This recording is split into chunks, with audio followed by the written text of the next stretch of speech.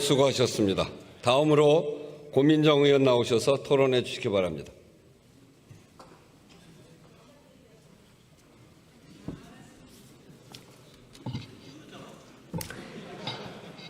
존경하는 국민 여러분, 그리고 우원식 국회의장님과 선배 동료 의원 여러분, 저는 서울 광진을 국회의원 고민정입니다.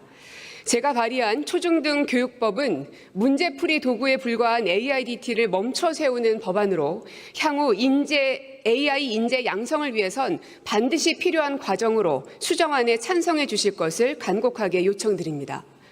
이미 AIDT가 왜 필요 없는지에 대해서는 지난번에도 한번 말씀드린 적이 있습니다.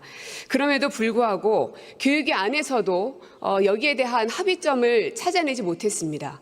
앞서서 서지영 의원께서 많은 말씀 주셨지만 잠자는 교육을 일깨워야 된다는 부분에 대해서는 적극 공감합니다. 아마 여기에 동의하지 않는 학부모나 어른들은 아무도 없을 겁니다. 다만 언제까지 아이들을 문제풀이 학생으로만 만들 겁니까? 청소년들의 자살률이 갈 데 없이 계속해서 급증하고 있습니다.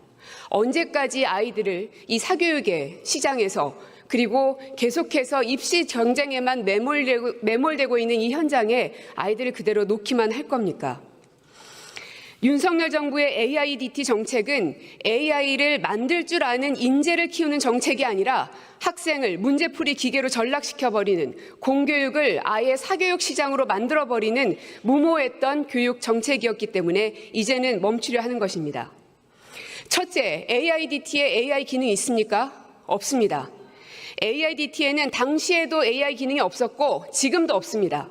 그저 맞춤형 문제가 끝없이 출제될 뿐입니다. 그래서 준비가 필요하다고 수백 번 외쳤습니다.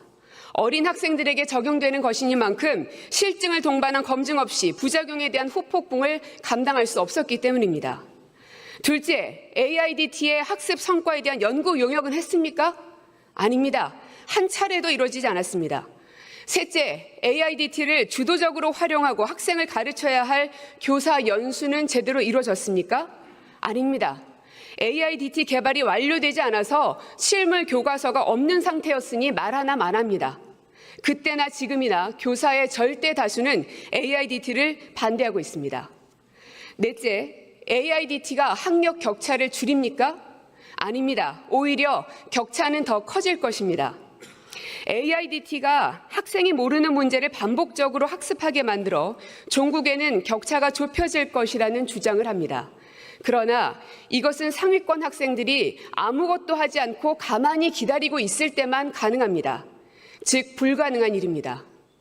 꼴찌 학생이 10문제 푸는 동안 1등 학생은 더 높은 수준의 문제를 더 많이 풀 수밖에 없게 될 겁니다. 결국 평균 올려치기라는 개미지옥으로 학생들을 국가가 밀어넣는 형국입니다.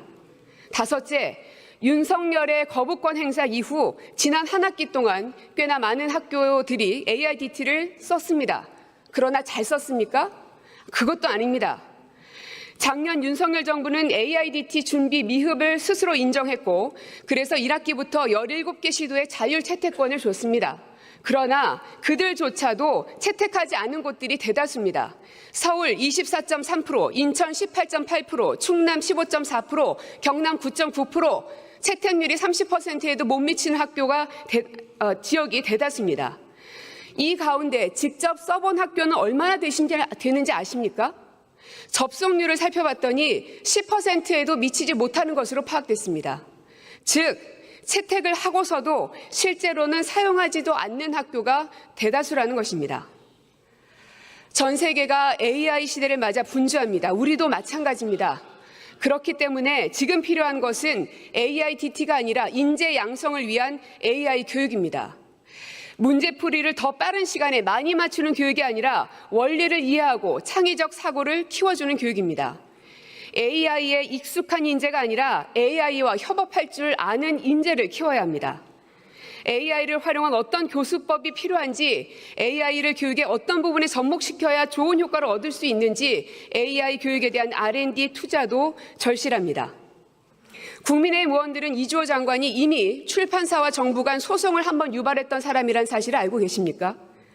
교과서 자율화 정책 MB정부 때 이주호 교육부 장관이 했었습니다. 그 당시에도 박근혜 정부가 제동을 걸었고 문재인 정부 당시 2,327억의 배상 명령을 받았습니다. 그런데 이주호 장관은 이번에도 또다시 출판사와 교육부, 정부 간의 소송을 알면서도 유발한 사람입니다. 그걸 알고도 속으신 것입니까? 아니면 몰라서 무능했던 것입니까? 이제라도